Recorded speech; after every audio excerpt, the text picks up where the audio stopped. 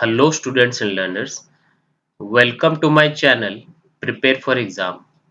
आज हम CBSE class 10th के 23 के इंग्लिश लैंग्वेज एंड लिटरेचर का पेपर सॉल्व करेंगे पूरे डिटेल में। ये है सेट नंबर 1 और इसका कोड है 2/4/1। मैं स्क्रॉल डाउन कर रहा हूँ, आप देख सकते हैं पेपर कैसा है। इसको अभी हम हैंड रिटन फॉर्म में सॉल्व करेंगे। ये सेक्शन ए वाला पार्ट है। सेक्शन बी आ गया है जिसमें ग्रामर और क्रिएटिव राइटिंग स्किल्स के बारे में है। फर्दर हम लोग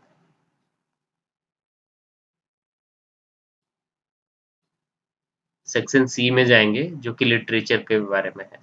ठीक है, तो अभी हम लोग मूव करते हैं इसके सॉल्यूशन की तरफ।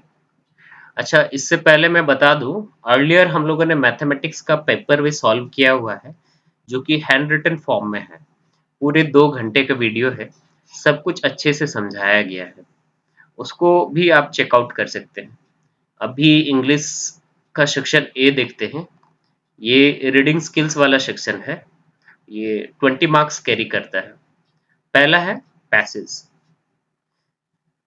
पैसेज का पहला पैराग्राफ ऐसे दिया है: hiking is a great source of pleasure to us besides being beneficial for health। Once we leave the crowded streets of a city and go out for a walk tour away from the mad world, we really feel free. The open air has a bracing effect on the mind. The congestion of the city, the uproar and tumult, the intolerable noise of traffic, the hectic daily routine, all these are forgotten and the mind is at ease. We then feel like running, leaping, singing, and laughing. We travel merrily mile after mile in the company of friends and associates. इसका paragraph 2 बोलता है, paragraph 1 में basically बताया गया है कि hiking से कैसा फीलिंग आता है, अपने जो डेली रूटीन से उसको हम लोग कैसे फॉरगेट करके आगे बढ़ते हैं, थोड़ा माइंड को अच्छा लगता है, यही सब के बारे में बताया गया है। और सेकंड पैराग्राफ में देखते हैं, hiking takes us in the midst of nature. The sight of waterfalls, flowers, streams, trees, and bushes is pleasing. A connection is established between us and nature. Various sounds of nature, like murmur of a brook or the song of a bird, acquire a new meaning and significance to us. Basically ये बोल रहा है कि hiking से हम लोग को और नेचर के बीच में एक कनेक्शन एस्टेब्लिश होता है, जिसके बारे में इसने एलाबोरेट किया है। थर्ड पैराग्राफ देखते हैं, you enjoy the beauty of nature, minute observations. हम लोग इसमें माइन्यूट ऑब्जर्वेशंस भी करते हैं, like a snake casting its slaw, a mouse peeping out of its hole, a squirrel leaping about on the branches of a tree, a bird flying past us. All these are noticed and arouse our interest. We have no business worries, no fear of the examination. हम लोग को अपने business का कोई चिंता नहीं रहता है, हम लोग को एग्जामिनेशन का कोई चिंता नहीं रहता है, कोई एंजाइटी नहीं रहता है about the home. We have leisure to stand, to walk and talk. It is more thrilling and pleasurable to hike in mountains region than in the plains. और एक चीज बोला गया है कि माउंटेन रीजन में हाइकिंग करने का ज्यादा ही मजा आता है, irrespective to of the plains. The excitement of climbing up to the top of a hill, the adventure of coming down a slope, the grandeur of sunset behind a mountain, all these sights lend a rare charm and interest to our journey. बोल रहा है कि mountain climbing करने से क्या क्या चीज देखने को मिलता है, उसको इलाबोरेट किया गया है। पैराग्राफ 4 देखते हैं। पैराग्राफ 4 में लिखा है, we talk along we talk along a zigzag motor road or cut across a mountain path in search of adventure. We may have bright sunny weather or might get caught in a shower of rain. We may look below us into the waning charm or at the mountain peak. The feeling of unlimited freedom makes our hearts leap with joy. इसमें किस type का excitement हम लोग को मिलता है, हम लोग को कभी सनी वेदर मिलेगा, कभी हम लोग को बारिश की फव्वारे मिलेंगे, तो इस सब के बारे में इसमें एक्सप्लेन किया गया है। जो फिफ्थ पार्ट है वो बोल रहा है, hiking is one of the healthiest sports. ये काफी हेल्दी स्पोर्ट्स रहता है, स्पोर्ट्स एक्टिविटी रहता है, इसके बारे में बताया गया है। It ensures a complete escape from the urgent and busy activities of life and therefore gives solace to our brain. It regains its lost energy and able to do twice as much work as before. ये brain के लिए कितना important है वो बताया गया है। Brain अपना खोया हुआ एनर्जी, जो लॉस्ट एनर्जी है, उसको रीगेन कर लेता है एंड अगेन वो बहुत अच्छा से वर्क करने लगता है। ठीक है, तो नेक्स्ट पैराग्राफ की तरफ चलते हैं। ये छठा पैराग्राफ है। इसमें बोल रहा है the fresh air, beautiful mountains, majestic trees, chirping sounds of birds make one's mind and soul at peace with nature। ये नेचर की ब्यूटी और बर्ड्स के साउंड्स को एक्सप्लेन करके बताया है। ये दिमाग के लिए और अपने आत्मा के लिए किस तरह का शांति प्रोवाइड करता है, ये बताया गया है इस पोर्शन में। ठीक है, अब इसमें बोल रहा है based on your understanding of the passage answers the questions below. ये 1 मार्क्स कैरी करते हैं। 10 क्वेश्चन है, हम लोग देखते हैं। पहला क्वेश्चन है to go out for a walking tour is, जो चलने वाला टूर होता है ना, वॉकिंग टूर होता है, उसको हम लोग क्या बोलते हैं? उसको हम लोग बोलते हैं हाइक। तो ये to hike. Why does the writer say the neck that the mind is at ease when you hike? Writer क्यों बोलता है कि माइंड हम लोग का अच्छा इजी फॉर्म में रहता है जब हम हाइक करते हैं? क्यों? Because hiking is an expensive activity, कम खर्चीला एक्टिविटी है। Because it brings families together, ये फैमिली को साथ लाता है। Because of intolerable noise of traffic, traffic का इनटॉलरेबल नॉइज है। Because the depressing daily routine is forgetting. ये ऑप्शन डी हम लोग का आंसर होगा। क्यों बोलिए? इसमें बोल रहा है because the depressing daily routine is forgotten. जो डिप्रेसिंग डेली रूटीन होता है हम लोग को, वो हम लोग इसमें भूल के हाइकिंग करते हैं। ठीक है, नेक्स्ट क्वेश्चन की तरफ चलते हैं। Complete the following with a phrase. इसको कंप्लीट करना है एक फ्रेज से, जो कि हम लोग को पैराग्राफ में ही दिया गया है। The various sounds of nature acquire, various sounds of nature, nature में जो बहुत सारे साउंड्स मिलते हैं, एक्वायर क्या करता है? a new meaning and significance to us. ये हमको लग रहा है सेकंड पारा में ही दिया हुआ है।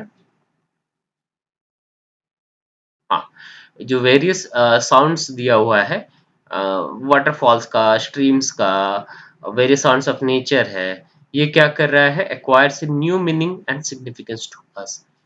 यही उसको सेंटेंस को कंप्लीट करना है। देखिए, the various sounds of nature acquire a new meaning and significance to us। ठीक है, क्वेश्चन नंबर 4 देखते हैं। Infer one reason for the following based on the information and the paragraph 2। Contact is established between us and nature। Paragraph 2 से लेने बोला है कि आपको कैसे फील होता है कि हम लोग के बीच में और नेचर के बीच में कनेक्शन एस्टेब्लिश हुआ है। तो उसमें हम लोगों ने ऑलरेडी पढ़ा हुआ है, due to the sight of waterfalls, flowers, अभी थोड़ी देर पहले हम लोगों ने पढ़ा, streams, trees, bushes along with the various sounds of nature, a contact is established between us and nature, जो कि पैराग्राफ में दिया गया है। ठीक है, क्वेश्चन नंबर 5 की तरफ दे चलते हैं। Complete the following analogy correctly with a word from paragraph 2। Paragraph 2 से लेने बोला है। ये एरोमा अगर रिलेट करता है कुकिंग से, तो फ्रेग्रेंस क्या चीज से रिलेट करेगा? एनालॉजी आप कभी रीजनिंग वगैरह पढ़िएगा तो उसमें आता है। तो अरोमा, कुकिंग जब हम लोग करते हैं तो उससे जो स्मेल आता है उसको हम लोग बोलते हैं अरोमा। ठीक है, तो फ्रेग्रेंस क्या चीज से आएगा? जो फ्लावर्स है, फ्लावर्स से फ्रेग्रेंस आता है, तो आंसर हम लोग को हो गया flower. Okay, question number 6। Give one reason why it is a pleasure to hike in the mountains than in the plains. Paragraph में मैंने बताया था कि माउंटेन्स में हाइक करना बेटर रहता है प्लेन्स के मुकाबले। चलिए हम लोग देख ही लेते हैं उसको। हाँ हाँ, देखिए, it is more thrilling and pleasurable to hike in a mountain region than in the plains. The excitement of climbing up to a hill and adventure of coming down। हिल को चढ़ना और स्लोप में उतरना ये काफी एडवेंचरस रहता है। इसीलिए इसमें बोला है because of the excitement of climbing up and adventure of coming down. ये वाला हम लोग का कौन सा ऑप्शन है? ऑप्शन नंबर बी, ये वाला आंसर होगा। क्वेश्चन नंबर 7 की तरफ चलते हैं। Hiking gives the brain the rest it needs because it is escape from our busy schedule. हम लोग का जो बिजी स्केड्यूल है उससे एक escape मिलता है। हम लोग अपने बिजी स्केड्यूल से बच के एक छुट्टी में जाते हैं और हाइकिंग करते हैं। और बाकी सारे ऑप्शंस हैं, it is a short time activity, ऐसा नहीं है लॉन्ग लॉन्ग समय लगता है इसमें। It is one of the healthiest sports. Yes, obviously it's a healthiest sports है, लेकिन जहाँ तक ब्रेन वाली बात है तो ब्रेन जब तक अपने बिजी शेड्यूल से वो स्केप मिलता है तभी वो ब्रेन रिलेटेड ये वाला ऑप्शन होगा। It makes us sleep peacefully. हाँ, ये भी सही है, लेकिन जहाँ तक ब्रेन वाली बात है वो ऑप्शन डी ज्यादा सूटेबल है। ठीक है। Question number 8, list any two examples minute observations you have making while on hike. तो माइन्यूट ऑब्जर्वेशंस में हम लोग को लिखा गया था पैराग्राफ में, जैसे कि हाँ, minute observations: a mouse peeping out of its hole, a squirrel leaping about on the branches of a tree, a bird flying past us। ये सब minute observations हैं। और एक तो था कि a snake casting its slaw। तो ये सब minute observations था, उसमें से दो ही हम लोग को लिखना है। तो a snake casting its slaw और a mouse peeping out of a hole, ये दोनों हम लोगों ने लिख लिया। क्वेश्चन नंबर 9 की तरफ मूव करते हैं। Supply one point two justify the following. Hiking gives us a feeling of unlimited Joy. इसको हम लोग को जस्टिफाई करना है। The passage suggest that hiking gives us a feeling of unlimited Joy because it provides us with the sense of freedom and escape from the routine of daily life। हम लोग का जो डेली लाइफ का routine है उससे हम लोग को एक escape मिलता है। When we go on a hiking trip, we leave behind the congestion of the city, the noise of traffic, and the hectic daily routine, and we immerse ourselves in the beauty of nature. This experience can be invigorating and inspiring, allowing us to feel more connected to the world around us। ठीक है। ये हम लोग का जो daily day to day routine है, city का hustle है, नॉइज है, ट्रैफिक है, हेक्टिक डेली रूटीन से इसे स्किप करके हम लोग नेचर के अंदर में जाते हैं and more open to new experiences. हम लोग नए एक्सपीरियंस इसमें गेन करते हैं। Additionally the physical exertion of hiking can release endorphin which can contribute to a sense of joy and wellbeing. ठीक है। अब क्वेश्चन नंबर 10 की तरफ मूव करते हैं। Substitute the word live with joy with one word similar in the meaning on the following sentence from the passage. The feeling of unlimited freedom makes our hearts live with joy। जो makes our hearts live with joy, इसमें से live with joy को replace करना है। कैसे हम लोग replace करेंगे? The word live could be substituted with the word bound. हम लोग वर्ड बाउंड से इसको रिप्लेस कर सकते हैं। The feeling of unlimited freedom makes our hearts bound with joy. ठीक है। तो ये हम लोग का पहला पैराग्राफ कंप्लीट हो गया। 10 नंबर का था, 10 नंबर हो गया। अभी हम लोग मूव करते हैं हम लोग के सेकंड पैराग्राफ की तरफ, जो कि 10 मार्क्स का है। ये भी, इसमें भी 10 क्वेश्चन है। ठीक है। इसमें देखते हैं। इसका पहला पैसेज का पहला पैराग्राफ है। Necessity is Indeed the mother of invention. When areas in and around Leh begin to experience water shortages, life didn't grind to a halt. Why? Because a retired civil engineer in the Jammu and Kashmir government came up with the idea of artificial glaciers। ठीक है। तो ये basically Leh Ladakh के बारे में बात करा जा रहा है। कहे कि वहाँ वाटर शॉर्टेजेस के दौरान क्या होता है कि वहाँ का डेली लाइफ तो रुकता है नहीं, तो उसका कैसे वाटर शॉर्टेज का प्रॉब्लम को सॉल्व किया जाए, इस पर बेस्ड है ये सारा पैसेज। ठीक है। Ladakh, a cold desert at an altitude of 3000 to 3500 meters above sea level, has a low average annual rainfall rate of 50 mm. Glaciers have always been the only source of water. देखिए ये वाला very important है, glaciers have always been the only source of water. ठीक है। लद्दाख के बारे में बताया गया है, जो कि 3000 to 3500 metre above sea level situated है, और एवरेज रेनफॉल काफी कम होता है, जो कि 50 mm है, बहुत कम है। Agriculture is completely dependent on the glacier melt, unlike the rest of the river or monsoon-fed India.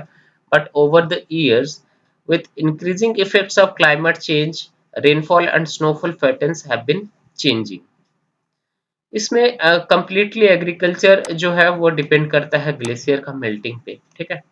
But right now क्या हो रहा है, क्लाइमेट चेंज हो रहा है। क्लाइमेट चेंज का इफेक्ट से जो रेनफॉल है और स्नोफॉल का पैटर्न है वो दोनों चेंज हो रहे हैं। ठीक है।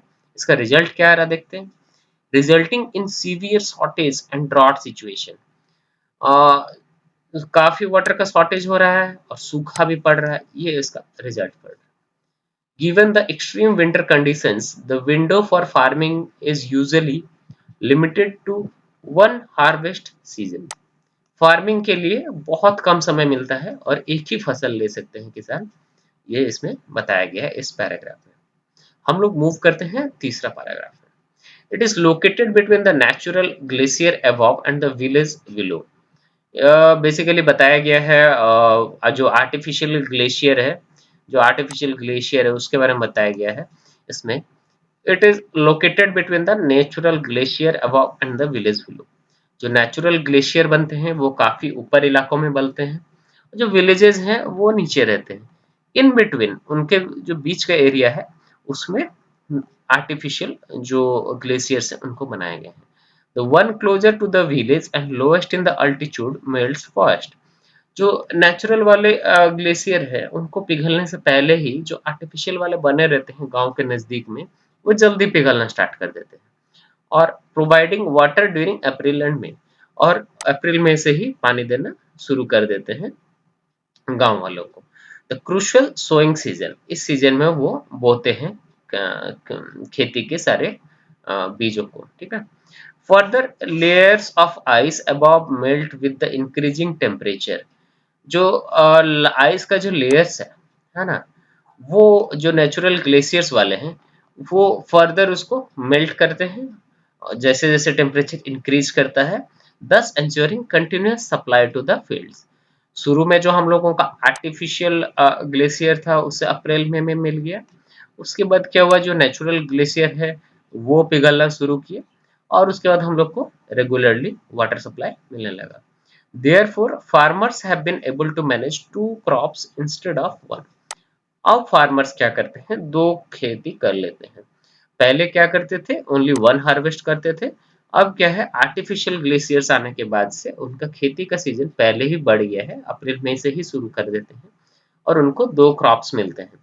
और इसका कॉस्ट कितना आता है, एक ग्लेशियर को बनाने का बता रहा है, करीब 1.5 लाख करीब आता है एक आर्टिफिशियल ग्लेशियर बनाने का। ठीक है। और नेक्स्ट हम लोग चलते हैं पैराग्राफ नंबर 4 की तरफ। Fondly called the Glacier Man, he has designed over 15 artificial glaciers in and around Leh since 1987. 1987 से उन्होंने ग्लेशियर मैन के नाम से उनको जाना जाता है, और 1987 से उन्होंने 15 आर्टिफिशियल ग्लेशियर्स बनाए हैं लेह के आसपास में। इनके इस काम को लेकर उनको पद्मश्री अवार्ड दिया गया है हम लोग के प्रेसिडेंट ऑफ इंडिया की तरफ से। ठीक है। In recognition of his pioneering effort, he was conferred the Padma Shri by the President of India. ठीक है। पद्म श्री अवार्ड दिया गया। पैराग्राफ 5 देखते हैं। There are few basic steps followed while creating an artificial glacier. क्या क्या स्टेप्स फॉलो किया जाता है आर्टिफिशियल ग्लेशियर बनाने के लिए, बताया गया। Rivers, river or stream water at high altitude is diverted to a shaded area of the hill facing north where the winter sun is blocked by a ridge or mountain range. जो high altitude में river का पानी होता है या stream का पानी होता है उसको डाइवर्ट कर दिया जाता है एक शेडेड एरिया ऑफ द हिल की तरफ। ठीक है। फेसिंग नॉर्थ, नॉर्थ के साइड में क्यों, क्योंकि जो विंटर का सन है वो हिल से ब्लॉक हो जाए, और एक रिज और माउंटेन रेंज के बीच में वो पड़े ताकि उसके ऊपर उतना रोशनी नहीं पड़े। At the start of winter, that is November, the diverted water is made to flow on sloping hills facing distribution channels. At the start of winter, नवंबर में क्या करता है, the diverted water is made to flow, उसको flow करने दिया जाता है sloping hills में facing distribution channels. Stone embankments are build at regular intervals, पत्थरों को जगह जगह रखकर बांध जैसा, छोटे डैम जैसा बनाया जाता है। उससे क्या होता है, सैलो पूल्स बनते हैं, ठीक है, जो कि धीरे धीरे फ्रीज होना स्टार्ट करते हैं, forming a cascade of ice along the slope. धीरे धीरे आइस जमना स्टार्ट करता है। Ice formation continues for 3 to 4 months, 3-4 महीने के लिए आइस फॉर्मेशन बनने लगता है, resulting a large accumulation of ice which is referred to as artificial glacier. इससे रिजल्ट क्या होता है, आर्टिफिशियल ग्लेशियर वो बन जाता है बहुत सारा बर्फ जमा होने के बाद। ये फिगर में ऐसे डिपिक्ट किया गया है क्वेश्चन में कि फिगर कैसे, ये नो इरिगेशन का पीरियड है, जनवरी फरवरी टू मिड मार्च। उसके बाद वाटर डेफिशिट होने लगता है जो कि अप्रैल मई में, जबकि आर्टिफिशियल ग्लेशियर बनने के बाद अप्रैल मई में पानी आना शुरू हो गया। फिर वाटर सरप्लस का महीना कौन सा है, जुलाई अगस्त सितंबर। फिर अक्टूबर नवंबर दिसंबर में नो इरिगेशन का महीना है, ठीक है। Based on the understanding of the extract, answer the questions below. Infer one reason for the following based on the information in paragraph 1. Question number 1 बोलता है, areas in and around Leh began to experience water shortage but life didn't grind to a halt. जिस artificial glacier man के बारे में बात किया जा रहा था, उनका नाम है चुआंग नॉर्पल, ठीक है। तो the statement implies that despite the water shortage problem in and around ले, people continued with their daily lives and did not let the situation bring their lives to a standstill. उनका उन लोगों ने अपना life को रोक नहीं सकते। It suggests that people of that region found ways to cope with the water scarcity problem and did not let it affect their life significantly. उन लोगों ने कुछ उपाय ढूंढ निकाला है ताकि उनका लाइफ इफेक्ट नहीं हो। The extract goes to and describe how Shaving Norpal's idea of artificial glacier helped alleviate the water scarcity problem in the region. कैसे चॉलिंग नॉर्पल जी के आइडियाज से उसमें वाटर स्कैरसिटी के प्रॉब्लम को एलिविएट किया गया, ठीक है। Select from the passage the appropriate option to fill in the blanks. Agriculture is completely dependent on, unlike the rest of the river or monsoon fed India. इसमें glacier melts होगा answer, ठीक है। Agriculture is completely depends on, हम लोगों ने पहले ही पढ़ चुका है, ग्लेशियर जो मेल्ट करता है उस पर कम्प्लीटली डिपेंड करता है हम लेह लद्दाख का एग्रीकल्चर, ठीक है। Complete the following analogy correct with word phrase from the graph paragraph 3। Icing से केक बनता है और लेयर्स से आइस बनता है। पैराग्राफ 3 में हम लोग चलते हैं, उसमें बताएगा, देखिए लेयर्स ऑफ आइस, ठीक है।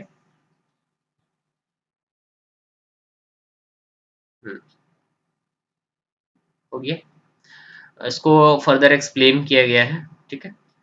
आप देख सकते हैं रुक के। Select the correct option to complete the following sentence.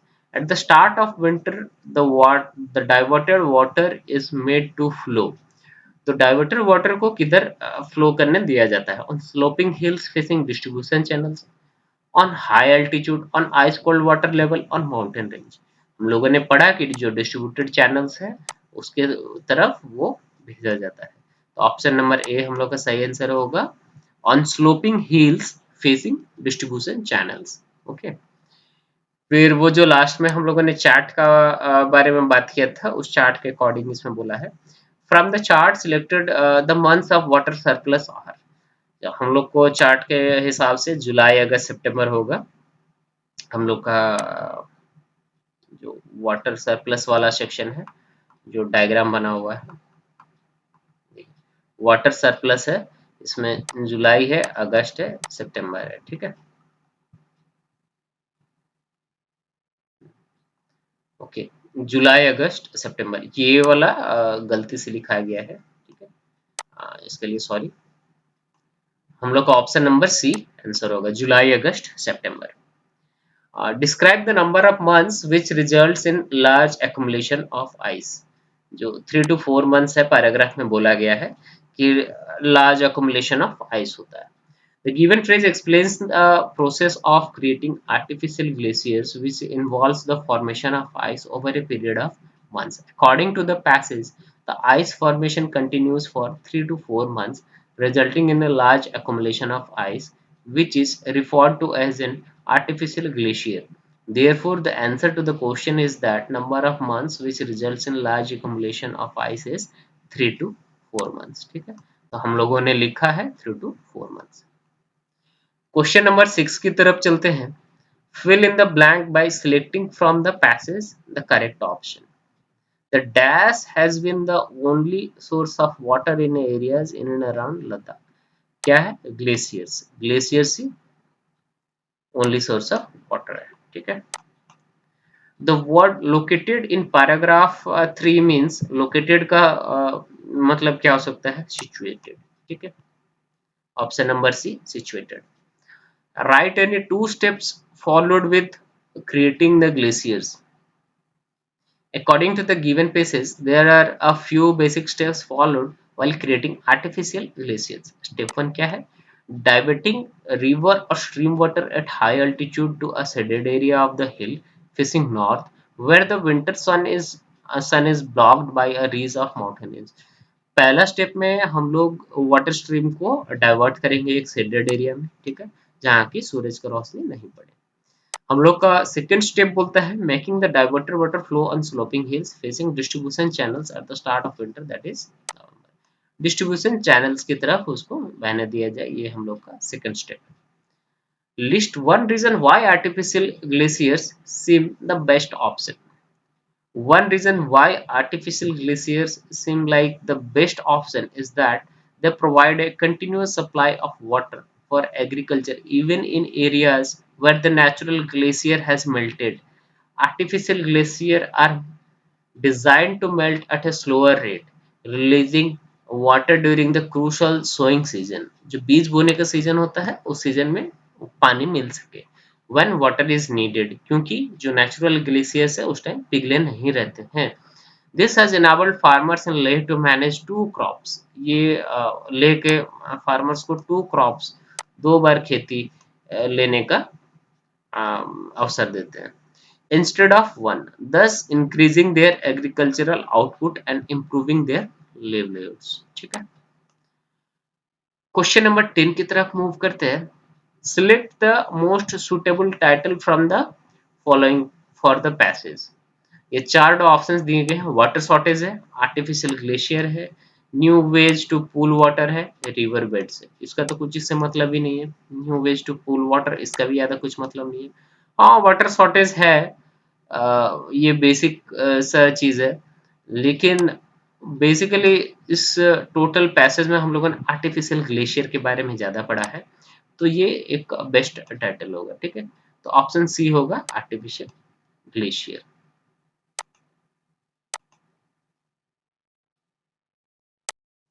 अभी सेक्शन बी की तरफ मूव करते हैं हम लोग। सेक्शन बी 20 मार्क्स का है। ये ग्रामर और क्रिएटिव राइटिंग स्किल्स का है। 10 नंबर के क्वेश्चंस आएंगे ग्रामर के, ठीक है। इसमें से अटेम्प्ट एनी 10 बोला है, 12 क्वेश्चंस दिए गए हैं, इसमें अटेम्प्ट एनी 10 बोला गया है। Fill in the blanks by choosing the correct option. The mud houses are not dash the buildings in your city. इसमें कंपेरेबल टू, कंपेरेबल के साथ टू लगता है, ठीक है। Read the conversation between a policeman and a driver. policeman बोलता है why did you park your car here, don't you see a no parking area. Driver बोलता है sorry sir, the engine broke down.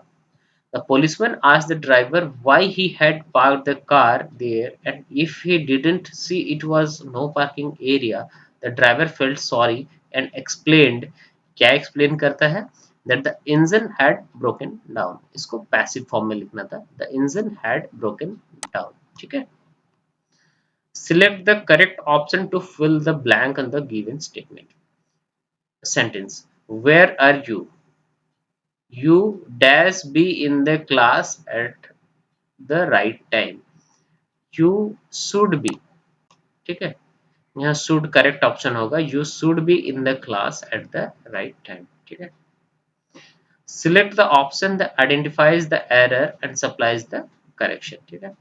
More of the fun and excitement in our lives comes from using our imagination. More एक comparative degree है. ठीक है, ये नहीं हो के हम लोग का यहाँ पे सुपरलेटिव डिग्री होना चाहिए. मोर की जगह पे हम लोग को सुपरलेटिव डिग्री होना चाहिए. ठीक है, तो मोर हम लोग का एरर है और इसका करेक्शन क्या है? मोस्ट. यहाँ पे थोड़ा सा गलती लिखा गया है. ठीक है, सॉरी फॉर दैट. यहाँ ऑप्शन नंबर ए होगा. एरर है मोर क्योंकि ये कंपेरेटिव डिग्री है. यहाँ सुपरलेटिव डिग्री लगेगा मोस्ट. ठीक है, यहाँ ऑप्शन होगा मोस्ट. मोस्ट. ठीक है. Complete the given narrative by filling in the blank. Each of the boys dash rewarded. यहाँ each क्या है? यहाँ boys के ऊपर नहीं जाना है. ये boys के ऊपर नहीं जाना है. हम लोग को each के ऊपर जाना है. each के लिए ये वाला blank fill हो रहा है. each क्या है? Singular है. तो उसके लिए क्या fill होगा हम लोग का? Was. Each of the boys was rewarded. ठीक है. Fill in the blank by using the correct form of the word. Governments are starting programs. ये टीच के फॉर्म में देना है. गवर्नमेंट स्टार्ट कर रहा है programmes to teach the adults. To teach the adults how to read and write. To teach is the correct answer. That teaching, which teaching और where teaching नहीं होगा. ठीक है. Report the dialogue between Ashish and his interviewer. Question number 7 बोलता है interviewer और आशीष के बीच में बात हो रहा है. Why do you want to be a computer programmer? Interviewer पूछता है. आशीष जवाब देता है I have always been interested in computers. ठीक है, तो इसको हम लोग किस फॉर्म में लिख सकते हैं? In response to the question of the interviewer about why Ashish wanted to be a computer programmer, he replied that he had always been interested in computers. इसको passive form में लिखना है. That he had always been interested in computers. Question number 8 बोलता है error find out करने के लिए और उसका करेक्शन के लिए. Latex was a natural polymer found beneath the bark of a mature rubber tree. ये लेटेक्स मिलता है, एक नेचुरल पॉलीमर है जो कि बार्क के नीचे में रहता है मैच्योर रबर ट्री का. इसमें वॉज वाला जो पोर्शन है ना, कोई भी ये यूनिवर्सल ट्रूथ वाला बात आ जाता है तो वॉज वाला पोर्शन नहीं होगा. इसमें ऑलवेज प्रेजेंट टेंस का यूज होता है. तो एरर में क्या है? वॉज. और करेक्शन क्या होगा इसका? इज. ठीक है. क्वेश्चन नंबर 9 की तरफ चलते हैं. Kabir started some sorry, Kabir shared some information with Sahil about his travel plans. Report Kabir's plans. I will go to Tripura tomorrow. Kabir said I will go to Tripura tomorrow. उसको हम लोग कैसे report करेंगे? ठीक है. Kabir told that he would go to Tripura the next day. Tomorrow का क्या हो जाएगा? Next day हो जाएगा. ठीक है. Question number 10. Fill in the blank by choosing the correct option to complete the slogan. Dash only weapon to fight injustice is education.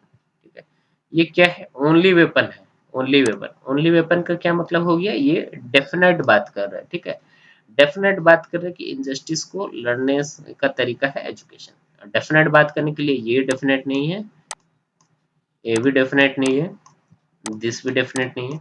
जो the है ये डेफिनेट है. The only weapon to fight injustice is education. Option number A हम लोग का होगा. ठीक है, बाकी दो क्वेश्चंस देखते हैं.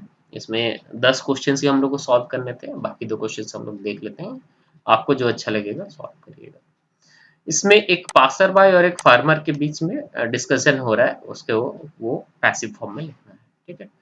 पासर बाय पूछता है can you tell me the way to Rampur.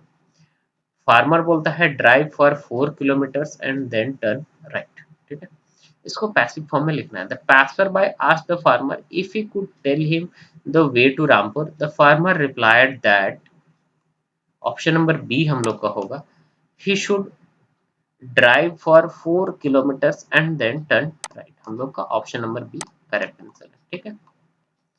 Question number 12 में एरर फाइंड आउट करने बोला है और उसको करेक्शन करने बोला है। Water was vital to human health and fitness. Water was, ये जो वॉज वाला पोर्शन है ये पास्ट टेंस का है, ठीक है। और हम लोग को क्या है कि हम लोग को पता है यूनिवर्सल ट्रूथ वगैरह जैसा कोई स्टेटमेंट रहता है उसमें प्रेजेंट टेंस का यूज किया जाता है, ठीक है। तो इसमें हम लोग को वॉच की जगह इज होगा। Water is vital to human health and fitness. अब क्वेश्चन नंबर 4 बोलता है, ग्रामर सेक्शन खत्म हो गया, ये राइटिंग सेक्शन है, ठीक है। क्वेश्चन नंबर 4 में ये 5 मार्क्स का लेटर राइटिंग का पोर्शन है। दो ऑप्शंस दिए गए हैं, option A and option B. इसमें पहला पार्ट है, बोलता है कि technology today is an effective and convenient means of learning. इसका प्रोज दिया हुआ है, इसका कॉन्स दिया हुआ है, ठीक है। You are Meera or Vaibhav, and would you like to share your views on the pros and cons of technology in education? ठीक है, ये जो प्रोज एंड कॉन्स दिया हुआ है इनके बेसिस पे एक लेटर हम लोग को लिखना है to the editor of a newspaper expressing your views in 100 to 120 words, ठीक है। यहाँ पे एड्रेस मैंने लिखा हुआ है ऐसे ही। आप लोगों ने एग्जाम का डेट देना है, एडिटर देना है, टाइम्स ऑफ इंडिया देना है, आप जिस स्टेट से हैं वहां लिखिए और ये अपने वाला एड्रेस लिखिए, ठीक है। उसके बाद मैं सब्जेक्ट पे आता हूँ। सब्जेक्ट बोलता है pros and cons of technology in education. Respected sir और madam, as an ardent advocate of education, I am compelled to express my thoughts on the ever evolving role of technology in our learning system. Learning system में technology का कैसा use है उसका बताया है। Undoubtedly, technology has revolutionized education, offering a plethora of benefits that cannot be overlooked, ठीक है।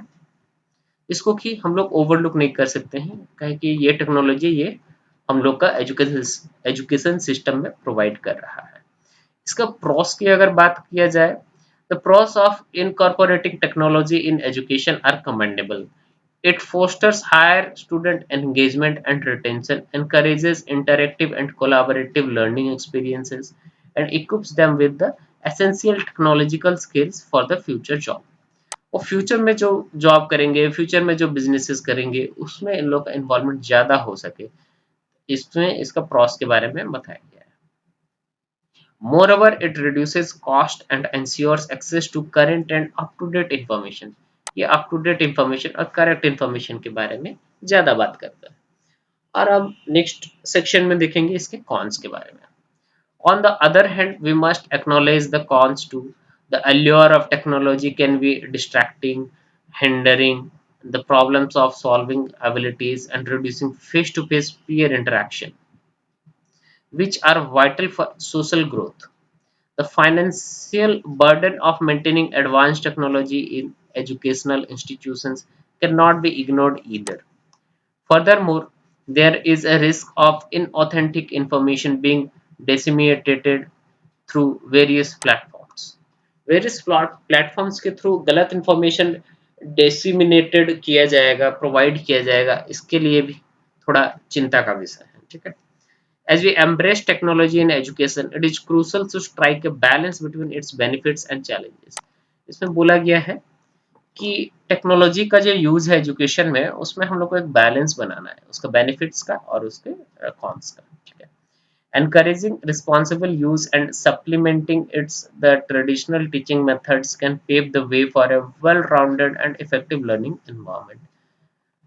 ये एक अच्छा एनवायरनमेंट क्रिएट किया जाए ताकि इसमें जो ट्रेडिशनल टीचिंग का मेथड है उसको भी लिया जाए और जो modern technology based education system है उसको भी अप्रूव किया जाए।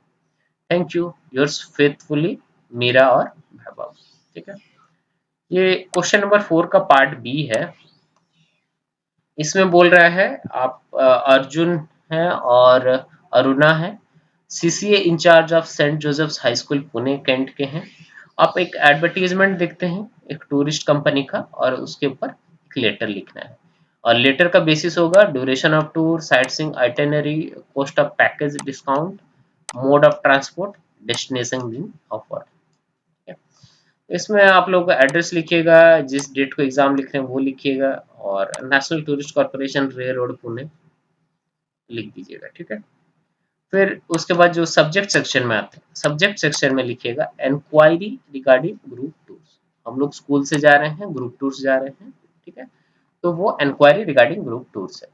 रेस्पेक्टेड सर और मैडम, आई एम अरुणा और Arjun, the CCA in charge of St. Joseph's High School, Pune, Kent. I came across your advertisement offering excellent prices for group tours, and I am interested in getting more information about the packages. इसमें बोला है advertisement के through में excellent prices को देखकर attract हुए हैं, ठीक है, और इसमें मोर इन्फॉर्मेशन चाहते हैं। Please let me know how long the tour will be, question में दिया है, and what we will see and do, itinerary के बारे में पूछ रहा है। Also could you tell me how much package discount, कितना डिस्काउंट मिलेगा, would cost at what kind of transport will be available, कैसा ट्रांसपोर्टेशन सिस्टम अवेलेबल रहेगा वहां पर during the tour. I can discuss it with my colleagues and students. To properly plan our schedule and budget while we search for a group tour package for our students, it is important to have all the information upfront.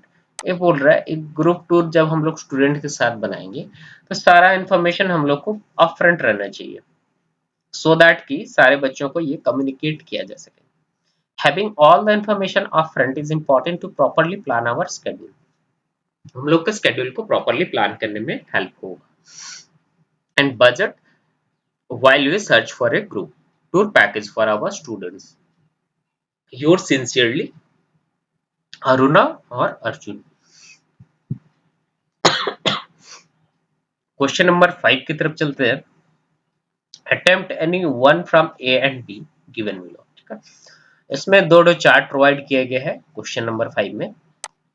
A section में भी एक chart है, B section में भी एक chart है। दोनों chart के बेसिस पे क्वेश्चंस किए गए हैं, ठीक है। तो ऑप्शन नंबर ए में जो दिया है एक पाई चार्ट प्रोवाइड किया गया है जो सर्कल वाला चार्ट होता है, ठीक है। और उसमें बताया गया है कि वाटर कैसे कंज्यूम किया जा रहा है house holds in the metropolitan cities in India, ठीक है। उसके अकॉर्डिंग क्वेश्चन किया जाएगा। ये देखिए पाई चार्ट प्रोवाइडेड है।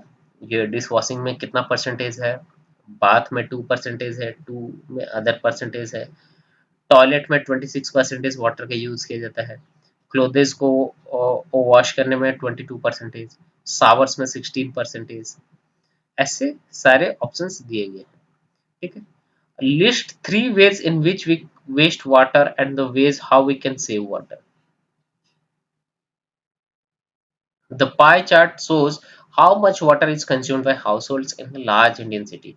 Nearly half of the water is used in households is used for toilets and laundry. ठीक है, उसको कैसे तीन तरीके बताने बोले हैं ताकि हम लोग उसको से वाटर को कम खर्च कर सके और वाटर बचा सके, ठीक है। हाउस होल्ड्स में बताया गया कि टॉयलेट्स और लॉन्ड्री में सबसे ज्यादा पानी यूज किया जा रहा है, ठीक है। टॉयलेट्स में और लॉन्ड्री में, ठीक है, 26% है और 22% है, with toilet usage accounting for the highest percentage at 26%. Showers and faucets are account for 16% and 17% of the total. Leaks makes up 14% of waste, which is another significant factor. जो leakages हैं उसमें भी 14% जा रहे हैं, फॉसेट्स हैं उसमें भी जा रहे हैं, शावर्स में 16% जा रहे हैं। तो ये तीनों को अगर हम लोग रिड्यूस करते हैं तो काफी ज्यादा हम लोग रिड्यूस कर सकते हैं। और इधर टॉयलेट्स में 26% है जो कि हाईएस्ट है, इसको भी रिड्यूस करना है, और वॉश जो लॉन्ड्री वर्क है इसमें भी कम करना है, ठीक है। Together washing dishes and taking a bath both account for just 3% of all water usage. The high water use in toilet and laundry suggests that there is a lot of room for water conservation in these areas. Use of low flow toilets or fewer flushes, जहाँ पे कम flush हो और low flow toilets हो, धीरे धीरे बहना चाहिए। तो use of water efficient washing machines and the repair of leaks, leaks को रिपेयर करने से 14% बच जाएगा और एफिशिएंट वॉशिंग मशीन यूज करने से लॉन्ड्री का खर्चा बचेगा। Can all contribute to significant water savings. Water waste can also be decreased by using aerators in showers, जो फोम वाले शावर्स होते हैं उसको यूज करके कम पानी का यूज होगा। और and faucets, turning off the water while saving और brushing your teeth and repairing leaks. जो लीकेजेस हैं उसको रिपेयर करना है, और सेविंग करते टाइम और ब्रश करते टाइम हम लोग को टैप को बंद रखना है। इससे भी हम लोग पानी बचा सकते हैं। ठीक है, ये सेकेंड चार्ट प्रोवाइड किया गया है जिसमें बताया गया है the percentage of social media users in India. ठीक है, एज ग्रुप वाइज बताया गया है किस एक्टिविटी में किया जाता है। न्यूज़ के लिए, ऑनलाइन गेम्स के लिए, डाउनलोड्स के लिए, प्रोडक्ट रिसर्च के लिए, बाइंग ए प्रोडक्ट के लिए, आपको पीपल के बारे में सर्च करने के लिए। टीन्स कितने परसेंटेज यूज कर रहे हैं इंटरनेट का, और ट्वेंटीज वाले, थर्टीज वाले, फिफ्टीज वाले, सेवेंटीज वाले, सारे इस ग्रुप के इंटरनेट एक्टिविटीज के बारे में ये डेटा प्रोवाइड कर रहा है। ठीक है, right a paragraph analysing the given information in 100 and 120 words. इतना जो डेटा प्रोवाइड है इसमें 100 से 120 वर्ड्स में एक पैराग्राफ लिखना है। चलिए देखते हैं। ठीक है, the graph offers a look at the online behaviours of Indian social media users broken down by age group. Age group में उनको तोड़ा गया है जो सोशल मीडिया यूजर्स हैं। All age groups collectively use social media at the highest rate for news consumption. Teenagers play online games at the highest rate of 81% compared to all other age groups. All age groups find it less common to search for people and profile online, but users in their 20s dominate this portion because networking seems to be significant to them. जो 20s वाले person है वो एक दूसरे के peoples के profile search करने में ज़्यादा इंटरनेट यूज़ कर रहे हैं। टीनेजर्स 81% गेमिंग के लिए यूज़ कर रहे हैं। ठीक है, users who in their teens and older than are most interested in making online purchases. जो उनसे थोड़े बड़े हो गए हैं वो ऑनलाइन परचेजिंग करने में ज़्यादा इंटरनेट यूज़ कर रहे हैं, जो कि 73% है। It's worth nothing that the percentage of users doing product research rising with age with those in their 40s, 50s and 60s। Product के बारे में रिसर्च कौन कर रहे हैं जो 40s है, 50s में है, 60s है, ताकि कौन सा प्रोडक्ट अच्छा है, कौन सा प्रोडक्ट बुरा है, कौन सा हेल्थ के लिए अच्छा है और कौन हेल्थ को हार्म कर सकता है। Having the highest percentage, the percentage of users engaged in downloading activities on the other hand decreases with age। जैसे जैसे एज डिक्रीज होते जा रहा है, डाउनलोडिंग वाला जो फैक्टर है वो भी डिक्रीज होते जा रहा है। Finally, the chart shows that the social media is an important platform for getting news and staying connected with people in India for people of all ages. Teenagers are the most likely to engage in online gaming। Teenagers ज्यादा engage कर रहे हैं online gaming में, where older age groups are more likely to engage in product research and online purchasing. ठीक है, ये इसका जो चार्ट प्रोवाइड किया गया था उसका एक समरी हम लोगों ने लिखा है। अभी मूव करते हैं हम लोग सेक्शन सी की तरफ। ठीक है, सेक्शन सी है लिटरेचर सेक्शन हमारा, जो कि है 40 मार्क्स कंटेन करता है। ठीक है, अब ये एक्सट्रैक्ट दिया गया है और उसके बेसिस पे क्वेश्चन को अटेम्प्ट करने बोला है। Inside the clouds, everything was suddenly black. It was impossible to see anything outside the aeroplane. The old aeroplane jumped and twisted in the air. I looked at the compass. I couldn't believe my eyes. The compass was turning round and round and round. It was dead. It would not work. The other instruments were suddenly dead too. I tried the radio. Paris control, can you hear me? There was no answer. The radio was dead too। जो सारे equipments है वो सारे dead कर चुके थे क्योंकि वो एक इनसाइड द क्लाउड में घुस चुका था। ठीक है, ये एक पैराग्राफ का पार्ट है। I had no radio, no compass, and I couldn't see where I was. I was lost in the storm। ठीक है, ये lost in the storm से है। ठीक है, क्वेश्चन नंबर 1 बोलता है as soon as the pilot was inside the cloud, उसका उसके साथ क्या होता है। his ears को ब्लॉक कर गया। he choked with fear, वो डर के मारे ये उसके कान बंद हो गए। he choked with fear, वो डर के मारे चौक हो गया। his vision was obstructed, he was jumping up and down, वो अप डाउन जंप नहीं किया। ऑप्शन नंबर सी हम लोग का होगा his vision was obstructed। The devices in the aeroplane क्या हो, एरोप्लेन के अंदर जो डिवाइसेस लगे हुए थे वो क्या हो गए, वो सारे डेड होने लगे, वो काम करना बंद कर दिए, कंपास काम करना बंद कर दिया, malfunctioning, broken completely, giving wrong readings, stop responding completely। देखिए ये सब जो रीजंस है ना, मैल फंक्शनिंग है, ब्रोकन कम्प्लीटली है, गिवन रॉन्ग रीडिंग्स है, ये पार्शियल करेक्ट है। जो फुली करेक्ट आंसर है स्टॉप रिस्पॉन्डिंग कम्प्लीटली, ये सारा कुछ रिस्पॉन्ड करना बंद कर चुके थे। थर्ड क्वेश्चन है the Paris air control did not reply to the pilots call because the radio was dead. जो पायलट है वो रेडियो से बात कर रहा था। हाँ, देखिए रेडियो से बात कर रहा था, I tried the radio, Paris control can you hear me. तो रेडियो से कोई उसको रिस्पॉन्स नहीं मिला because the radio was dead too. तो इसमें the Paris air control did not reply to the pilots call because the radio was dead. Next question हम लोग देखते हैं, select the option that correctly captures the application of the word twisted as used in the extract. Ragini twisted Raghav's wrist. Ragini twisted the story to suit the occasion. Ragini did not appreciate Raghav's twisted bent of mind. Ragini matched the swimmer as he twisted twice in the air before diving into water. इसमें option number D होगा, Ragini matched the swimmer as it twisted twice in the air before diving into the water.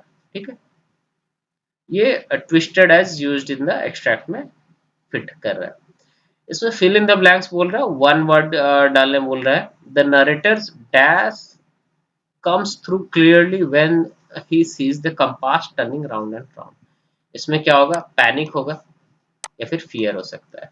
Narrator's का fear होगा या panic होगा। ठीक है, इसका जो पोर्शन दिया हुआ था पैराग्राफ का, ये इसमें दो ऑप्शन था, 6 का ए है, इसका और फॉर्म में हम लोग को दिया है 6 का बी। ठीक है, इधर आप उसको सॉल्व कर सकते हैं या तो इसको सॉल्व कर सकते हैं। इसमें लिमोव बोलता है but you can see from the documents honoured Natalia Stefanova. Auction meadows, it's true, were once the subject of dispute, but now everybody knows they are mine. There's nothing to argue about. You see, my aunt's grandmother gave the fair use of these meadows in perpetuity to the peasants of your father's grandfather, in return for which they were to make bricks for her. The peasants belonging to your father's grandfather had the free use of meadows for 40 years and had got the habit of regarding them as their own. When it happened that, तो Natalia बोल रहा है, no, it isn't at all like that. Both grandfather and great grandfather reckoned that their land extended to Burnt. ठीक है, the Mars, which means auction meadows, were ours. I don't see what there is to argue about. It's simply silly. तो question number one बोलता है, ये paragraph थोड़ा complicated type का paragraph है। ठीक है, तो क्वेश्चन नंबर वन बोलता है the subject of dispute was regarding. देखिए एक मीडोज है, घास का मैदान है, उसके ऊपर में ओनरशिप के बारे में बात कर रहा है। ये पूरा जो पैराग्राफ दिया गया है उसका ओनरशिप के बारे में आर्ग्यूमेंट हो रहा है। ठीक है, जो मीडोज है उसके ऊपर, तो ये वाला ऑप्शन नंबर डी होगा, ownership of meadows. Find the word from the extract which means continuance. जो वर्ड है परपेचुइटी, उसका मतलब हो जाएगा कंटिन्यूएंस। ठीक है, वर्ड हम लोगों ने यही देखा था, देखिए ये perpetuity to the peasants of your fathers grandfather, continuous use हो रहा था। ठीक है, Limov's aunt grandmother gave auction meadows to Natalia's father's grandfather in lie of making bricks for her. उसको ब्रिक्स बनाने के लिए दिया गया था। ठीक है, according to Natalia, why did auction meadows belong to them? According to Natalia, अब नटालिया क्या बोलता है, auction meadows belong to them because both her grandfather and great grandfather, reckoned that their land extended to burnt marsh, which means auction meadows are theirs. ठीक है। Question number 5 बोलता है one word substitute करने बोला है। The peasants had free use of meadows for कितने years के लिए? पैराग्राफ का लास्ट में दिया है फॉर 40 ईयर्स। ठीक है, तो कितने ईयर्स के लिए दिया गया था? 40 ईयर्स। क्वेश्चन नंबर 7 की तरफ मूव करते हैं। इसमें ए सेक्शन में देखते हैं, read the extract given below and answer the following question. Don't eat the chocolate Amanda, remember your acne Amanda, will you please look at me when I am speaking to you, Amanda? I am Rapunzel, I have not a care. Life in tower is tranquil and rare. I will certainly never let down my bright hair. The speaker tone is, speaker का tone किस type का है? वो basically इसमें क्या कर रहा है ना, वो इंस्ट्रक्शंस दे रहा है कैसे करना है वो के। ठीक है, तो ये स्पीकर का टोन है, इंस्ट्रक्टिव टोन है। ये पोएम का पोर्शन है, इसमें सेक्शन ए है और सेक्शन बी भी दिया हुआ है। ठीक है, complete the analogy with a word from the extract. Rare क्या होता है? अनकॉमन होता है। तो पीस क्या होता है? ट्रैंक्विल होता है। ठीक है, रेयर जो पोर्शन होता है वो अनकॉमन से रिलेट करता है, तो पीस किससे रिलेट करता है? ट्रैंक्विल से।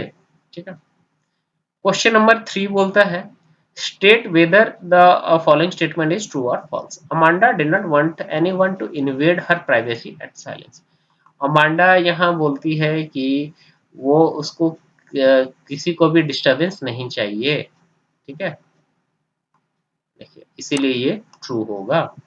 Select the appropriate option. Amanda's mother is continuously dash Amanda. Encourage तो बिल्कुल नहीं कर रही है, मोटिवेट तो बिल्कुल नहीं कर रही है, डिसअपॉइंटिंग भी नहीं कर रही है, ये रेप्रीमेंडिंग कर रही है, रेप्रीमेंडिंग अमांडा। ठीक है, which word is the extract is opposite in the meaning to the word dull. Dull का ऑपोजिट मीनिंग का वर्ड हम लोग को ढूंढना है, जो कि है ब्राइट। सैडी नहीं होगा, ड्रेरी नहीं होगा, एंग्री नहीं होगा, इट्स होगा bright. Option number C right होगा। क्वेश्चन नंबर 7 का जो बी वाला पार्ट है, ये पोएट्री का पार्ट है, इसको हम लोग देखते हैं। He stalks in his vivid stripes, the few steps of his gaze on bits of velvet quiet in his quiet rays. He should be lurking in shadow, sliding through long grass near the water hole where plump deer pass. इसमें question number 1 बोलता है, quiet rage refers to the tigers. Tigers का क्या चीज में refer करता है? Quiet rage. Helplessness, he has not been able to hunt, his prey has not come to the water hole, he is not free. क्या चीज को define करता है? क्वाइट रेज डिफाइन करता है टाइगर्स के हेल्पलेसनेस को। Option number A. He is lurking in shadows because he is waiting for his prey deer to come near the water. वो उस शैडोज में था, क्यों? क्योंकि उसको जो प्रे है, जो शिकार है, जो डियर है, वो पानी के नजदीक आने का इंतजार कर रहा था। Complete the sentence appropriately. It is clear that metaphor is the poetic device used for pads of velvet because dash. क्यों वेल पैड्स ऑफ वेलवेट का यूज किया गया? क्लू दिया गया है इसमें। Explain how metaphor applies here. The phrase compares the tiger's footsteps to the texture and softness of velvet. जो tiger का फुटस्टेप्स दिया गया है ना, उसका जो टेक्सचर और सॉफ्टनेस है, उसको वेलवेट से कंपेयर किया गया है, pads of velvet. Question number 5 देख रहे हैं, find a word from the extract which means to talk with measured stiff और ऑन ऑटी स्ट्राइड्स। इसमें ऑप्शन नंबर डी होगा स्टॉक। ठीक है, उसका मीनिंग कौन सा वर्ड होगा? To talk with measured stiff और हंटी स्ट्राइड्स, तो उसका ऑप्शन नंबर डी होगा स्टॉक।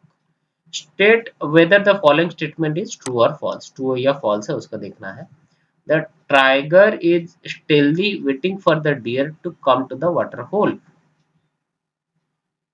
ये फॉल्स है क्योंकि टाइगर क्या कर रहा था, tiger is waiting in the shadow, is lurking, he is lurking, not tiger is stealthily, the tiger is lurking in shadow. Okay, तो ये होगा हम लोग का ऑप्शन नंबर, क्वेश्चन नंबर 5 का आंसर फॉल्स। ठीक है, क्वेश्चन नंबर 8 की तरफ चलते हैं। क्वेश्चन नंबर 8 बोलता है answer any four of the following. 40 to 50 words में हम लोग का आंसर करना है। ठीक है, चार क्वेश्चंस को ही हम लोग को अटेम्प्ट करना है। ये लेटर टू गॉड चैप्टर से दिया गया है, जो लैंको वाला चैप्टर है। ठीक है, इस चैप्टर से है। इसको हम लोग को चार ही क्वेश्चंस को आंसर करना है। Why did the night alter the rains turn sorrowful for Lenko? In the short story A Letter to God by Georgia Lopez Fuentes, the night after the rains turned sorrowful for Lenko because the hailstorm destroyed his entire crop, leaving him with no means to provide for his family. Lenko is a poor farmer who relies on his crops to support his family. When a drought hits his region, Lenko sends a letter to God asking for 100 pesos to help him get through the difficult times. He is convinced that God will answer his prayer and send him the money he needs. Soon after, a rainstorm hit the area and Lenko rejoiced, believing that it is a sign that his prayer has been answered. भगवान को जो उसने letter लिखा था वो answer किया गया है।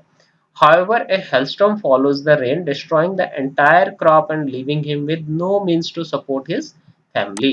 और उसके बाद रेन के बाद एक हेलस्टॉर्म आ गया है, उसका एंटायर क्रॉप को उसने बर्बाद कर दिया है और उसके पास कोई मीन्स नहीं है अपने फैमिली को सपोर्ट करने का। द नाइट, हालांकि इसमें मैंने कुछ ज्यादा वर्ड्स लिखे हुए हैं, आप इसको थोड़े शॉर्ट फॉर्म में लिख सकते हैं। ठीक है, the night alter the rains, Lencho becomes sorrowful because he realized that his prayers have not been answered as he expected. इसीलिए लेंको को लगा कि वो सोराफुल हो गया, कि उसने जैसे रियलाइज किया था, उसको प्रेयर्स किया था, वैसे वो एक्सपेक्टेड नहीं हुआ। He believes that the post office workers must have stolen the money he asked for. उसने सोचा कि जो पोस्ट ऑफिस वर्कर्स हैं वो उसके मनी को खा गए जो कि उसने भगवान से मांगे थे। Despite his disappointment, Lenko remains determined to provide for his family and sets to work on a new crop. The story serves as a commentary to the resilience of human spirit and the importance of maintaining hope and perseverance in the face of adversity. हम लोग को बुरे situation में भी अपने काम करते रहना चाहिए ताकि हम लोग को मंजिल एक दिन मिल जाए। क्वेश्चन नंबर बी बोलता है describe the young seagulls first flight. जो फर्स्ट फ्लाइट है, टू स्टोरीज अबाउट फ्लाइंग, उससे लिया गया है। ठीक है, तो यंग सीगल का जो फर्स्ट फ्लाइट है उसके बारे में पूछा है। इसमें बोल रहा है the young seagull who is main character of the story has always felt a sense of discontentment with the life of a typical seagull. He earns to fly higher and faster than his peers and spends countless hours practicing his aerial maneuvers. When the time comes for the young seagull's first flight, he launches himself from the nest and begins to soar into the sky. As he gains altitude, he experiences a sense of pure joy and freedom that he has never felt before. He revels in the sensation of wind rushing through the feathers and the fleeing to the weightlessness as he glides effortlessly through the air. As the young seagull continues to fly, he begins to experiment with the different techniques and speeds. He learns to fly faster than any other seagull and to perform complex aerial maneuvers with ease. उसने उतना practice कर लिया ताकि वो faster उड़ सके. Despite the ridicule and rejection of his fellow seagulls who view his behavior as strange and unacceptable, the young seagull continues to pursue his passion for flight and never gives up on his dream of achieving true mastery of the skies. उसके दोस्त और colleagues जो थे उसने उसका behaviour और strange behaviour देख के उसको पसंद कर नहीं करते थे, लेकिन उसके बाद भी उसने अपना जो पैशन है उसको फॉलो करते रहा और मास्टरी हासिल किया स्काईज में। Overall, the young seagull first flight is the transformative experience that inspires him to break free from the limitation of his species and embrace his full potential as a soaring, free spirited creature. Option number C, option number C बोलता है who are padders and why are they friends of children? Glimpses of India से बोला गया है इसमें answer करने। Goa's village bakers known as paders, paders कौन थे? गोवा का जो विलेज बेकर्स हैं वो पैडर्स हैं। Sell their bakery products, the children in these villages are particularly fond of them as they bring bread bangles and loaves every morning. While the loaves are sold to households, the children enjoy freely munching on the delicious bread bangles। ठीक है। Option number D पूछता है how did Bali gather the details of the bus journey? Madam rights the bus से लिया गया है। बाली कैसे gather करता है बस जर्नी का डिटेल्स के बारे में?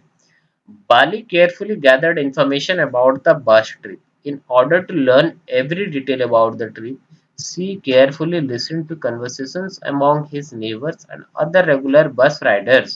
She also asked thoughtful questions. She learned a great deal about the journey during his process, including numerous minor details. छोटे छोटे डिटेल्स के साथ उसने बस राइडिंग के लिए सारे डिटेल्स को एक्वायर कर लिया। क्वेश्चन नंबर ई बोलता है, हालांकि इसमें 4 ही क्वेश्चन अटेम्प्ट करने बोल रहे हैं, आपको जो वाला पसंद आएगा आप वही अटेम्प्ट करिएगा। Describe how Custard the dragon fights with the pirate, the tale of the Custard the dragon, ठीक है, उससे लिया गया। The other members of the family scrambled to find safety when the pirate attacked the Belinda home, but Custard charged in to engage the intruder head on. The dragon snorted like an engine, charged at the pirate like a robin at a worm, and they swallowed him whole, while the pirate fired his pistol in an attempt to defend himself from the beast. He gobbled every bit to him। ठीक है। अब हम लोग move करते हैं question number 9 की तरफ। Question number 9 में बोला है 40 to 50 वर्ड्स में हम लोग का आंसर करना है। ठीक है।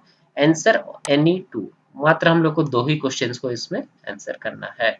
How did Mrs Pumphrey treat Tricki? Tricki को मिसेस पंपरे कैसे ट्रीट करती थी, कैसे बिहेव करती थी? द ट्रैम्प ऑफ सर्जरी से लिया गया है। Tricky the dog was harmed by Mrs. Pumprary's excessive indulgence. He was overfed, given alcohol as well as malt, cod liver oil, Horlicks, and chocolate. He also received very little exercise. As a result, Tricky's body weight significantly increased, making him sluggish and necessitating a trip to the veterinarian।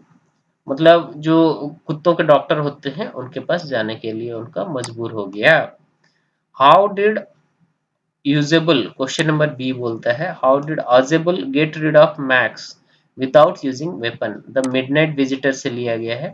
ऑजेबल कैसे read get rid करता है max के without using a weapon? Max and Azebul stalk off in a conversation about the open window and the fictitious balcony that was supposed to be beneath it. Azebul informed them sorry, that the person at the door was police, who he had been expecting. Max jumped out of the open window out of fear, thinking there would be a balcony below, ठीक है, and fall into his death। ऐसे बिना weapon के use किए ऑजेबुल ने max को जीत लिया। Why did Richard, question number C बोलता है why did Richard Albright raise a flock of butterflies? Making of a scientist से लिया गया है, ठीक है।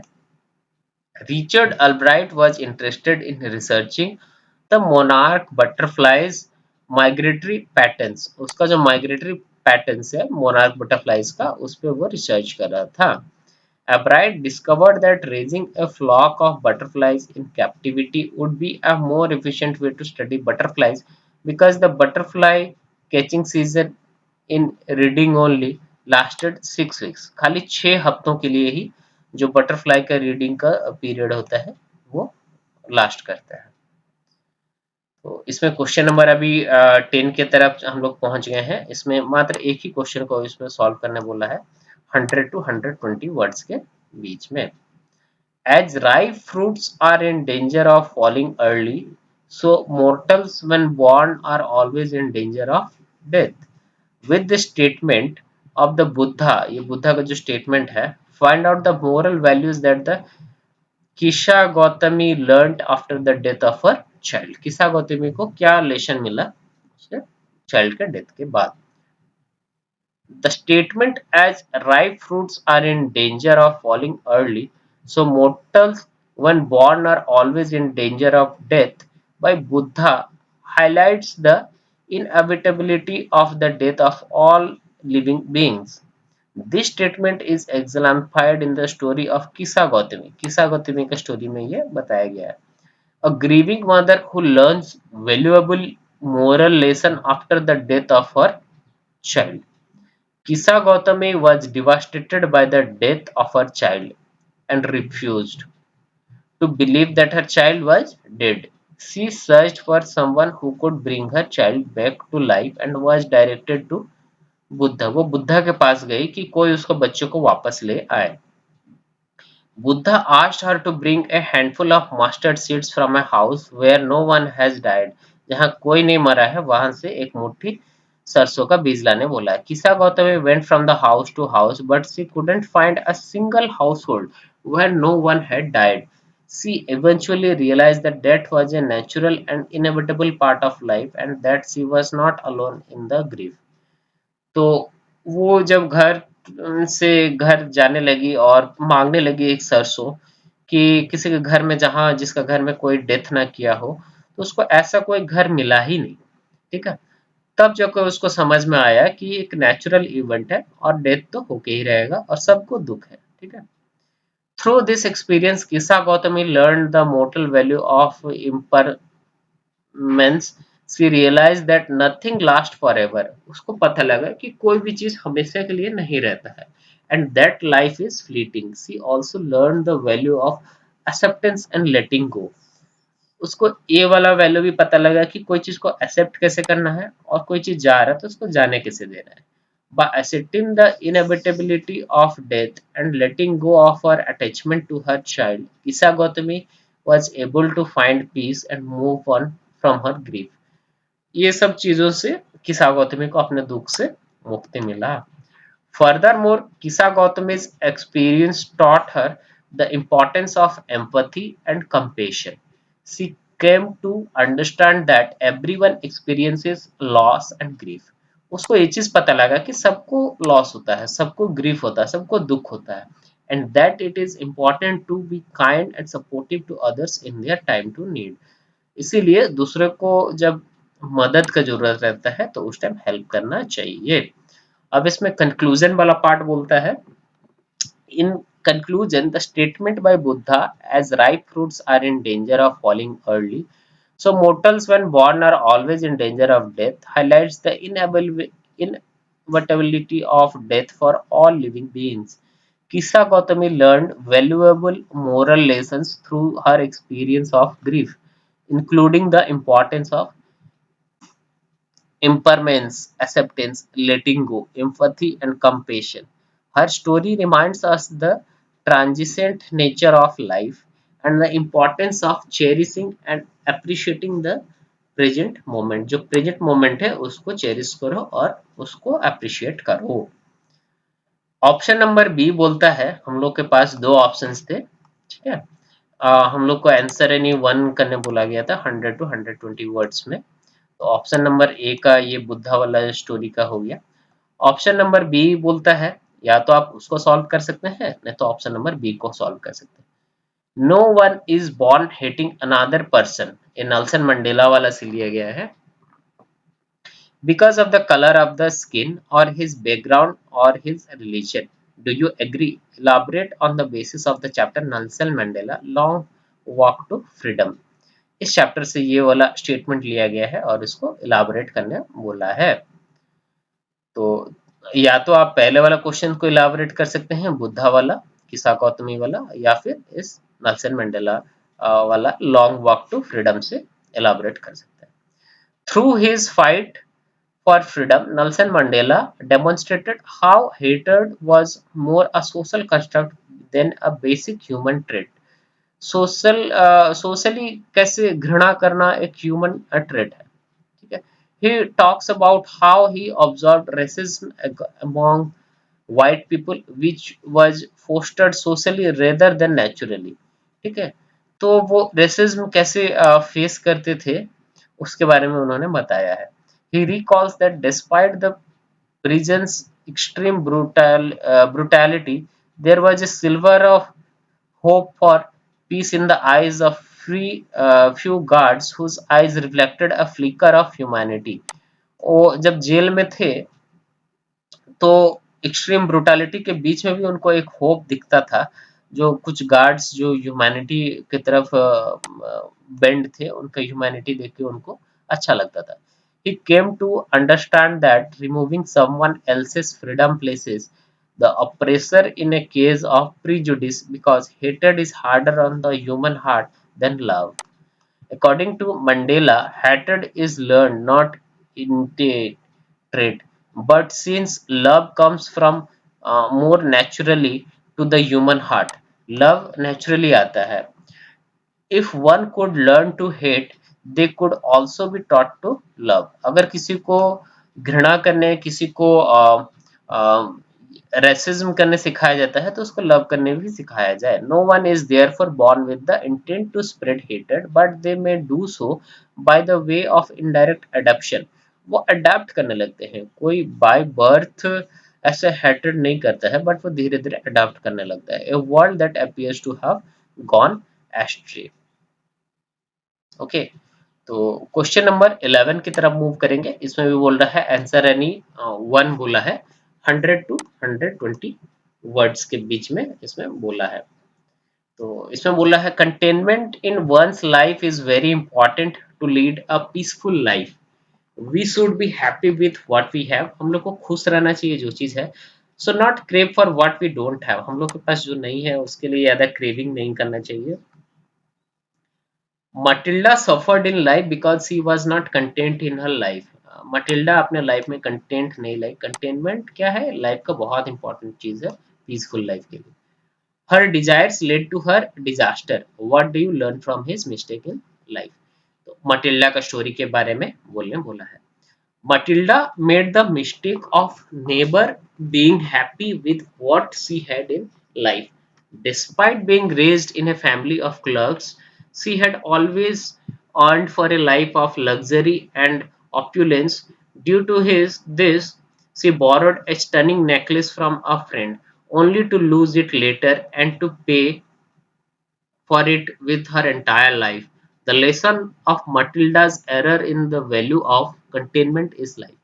मटिल्डा एक गरीब क्लर्क फैमिली में पैदा हुई थी। उसके बाद भी उसको लग्जरी लाइफस्टाइल चाहिए था। उन्होंने अपने दोस्त से एक नेकलेस उधारी में लिया और उसको खो दिया बाद में, और उसका पैसा चुकाने के लिए उसने एंटायर लाइफ काम किया, ठीक है।